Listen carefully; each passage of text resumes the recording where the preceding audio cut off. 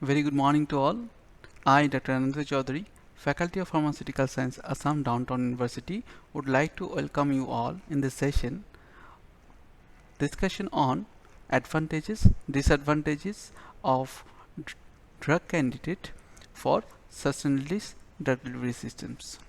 Now, in the first discussion topic, this particular topic has been divided into three parts. Initially, we will going to discuss about the introduction part. Secondly, we will discuss about the different aspects of advantages and disadvantages and its important. And lastly, we will going to conclude the outcome of the discussion. This particular classes has been designed to give you a brief idea on the stated topic.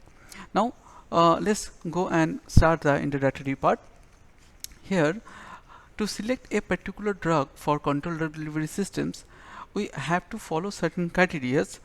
Here I have listed a few criteria which should not be included as a controlled drug delivery system. So let's see the criteria. A drug candidate which are not effectively absorbed in the lower part of the intestine is not a good candidate for controlled release drug delivery systems. Candidate those are having short biological half-life, very short biological half-life, less than 1, for example furosemide. Those having a long biological half-life, like for example more than 12 hours, for example diazepam, they are not a good candidate for controlled release drug delivery systems. Those drug candidate those for whom a large amount of doses may be required is not also a good candidate for controlled release drug delivery systems. Next, those having low therapeutic index, for example phenobarbital, those for which no clear advantages of sustained release dosage form is available, for example grazofermin, and those with extensive first pass metabolism are not considered as the list of good candidate for controlled release drug delivery systems. Lastly, candidate those are having low solubility or active absorption is not at all considered as a good candidate for controlled release drug delivery systems.